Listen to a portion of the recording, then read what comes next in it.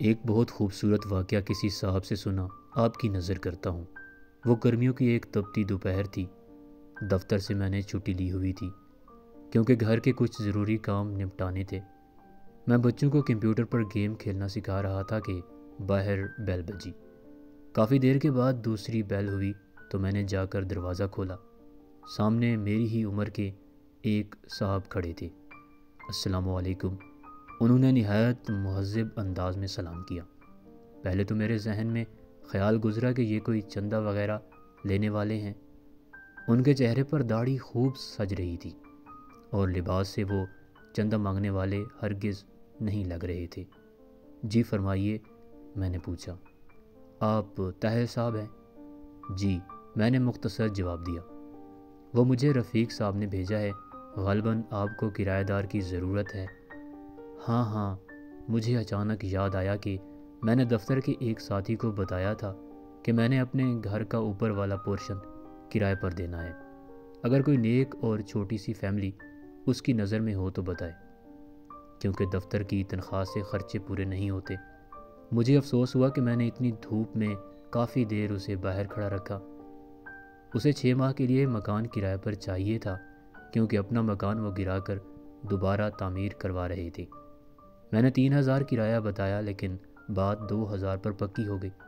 وہ چلا گیا تو مجھے افسوس ہونے لگا کہ کرایہ کچھ کم ہے۔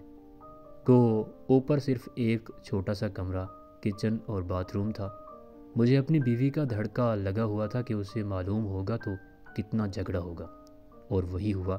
بقول اس کے 2000 تو صرف بچوں کی فیس ہے۔ مجھے اس نے کافی برا بھلا کہا اور میں چپ چاپ سنتا رہا اور اپنی قسمت کو کوستا رہا۔ میں نے MSc بہت اچھے نمبروں سے کیا تھا، اس لیے فوراً نوکری مل گئی۔ نوکری ملی تو شادی بھی فوراً ہو گئی۔ میری بیوی بہت پڑھی لکھی تھی، وہ بھی ایک انگریزی اسکول میں پڑھاتی تھی۔ ہمارے 3 بچے تھے مگر گزارا مشکل سے ہوتا تھا۔ اگلے ہی دن وہ صاحب اور ان کی بیوی بچے ہمارے گھر شفٹ ہو گئے۔ ان کی بیوی نے مکمل شرعی پردہ کیا ہوا تھا۔ دونوں بڑے بچے بہت ہی مہذب اور خوبصورت تھے۔ چھوٹا گود میں تھا۔ کچھ دنوں بعد ایک دن میں دفتر سے آیا تو میری بیوی نے بتایا کہ میں نے بچوں کو کرایہ دار خاتون سے قرآن مجید پڑھنے کے لیے بھیج دیا ہے۔ اچھا پڑھاتی ہیں، ان کے اپنے بچے اتنی خوبصورت تلاوت کرتے ہیں۔ مزید کچھ دن بعد جب میں نے ان کے ایک بیٹے سے تلاوت سنی تو پہلی مرتبہ میرے دل میں خواہش ابھری کہ کاش ہمارے بچے بھی اتنا اچھا قرآن مجید پڑھیں۔ ایک دن میں باہر جانے لگا تو اپنی بیوی سے پوچھ ہی لیا کہ وہ پارلر جائے گی تو لیتا چلوں، کیونکہ پہلے 2 مہینے میں 3-4 مرتبہ پارلر جاتی تھی اور اس مہینے ایک بار بھی نہیں گئی۔ اس نے جواب دیا کہ پارلر فضول خرچی ہے۔ جتنی خوبصورتی چہرے پر 5 بار وضو کرنے، نماز اور تلاوت کرنے سے آتی ہے، کسی چیز سے نہیں آتی۔ اگر زیادہ ضرورت ہو تو گھریلو استعمال کی چیزوں سے ہی چہرے پر نکھار رہتا ہے۔ ایک روز میں کیبل پر ڈرامہ دیکھ رہا تھا تو میرے چھوٹے بیٹے نے مجھے بغیر پوچھے ٹی وی بند کر دیا اور میرے پاس آ کر بیٹھ گیا۔ بابا، یہ بیکار مشغلہ ہے، میں آپ کو اپنے نبی حضرت محمد صلی اللہ علیہ وسلم کا ایک واقعہ سناؤں؟ مجھے غصہ تو بہت آیا، لیکن اپنے بیٹے کی زبانی جب واقعہ سنا تو میرا دل بھر آیا۔ یہ تمہیں کس نے بتایا؟ میں نے پوچھا۔ ہماری استانی محترمہ نے۔ وہ قرآن مجید پڑھانے کے بعد آپ صلی اللہ علیہ وآلہ وسلم اور صحابہ کرام کے متعلق بتاتی ہیں۔ اپنے گھر کی اور بیوی بچوں کی تیزی سے بدلتی حالت دیکھ کر میں حیران ہو رہا تھا کہ ایک روز بیوی نے کہا کہ کیبل کٹوا دیں، کوئی نہیں دیکھتا اور ویسے بھی فضول خرچی ہے اور اوپر سے گناہ ہے۔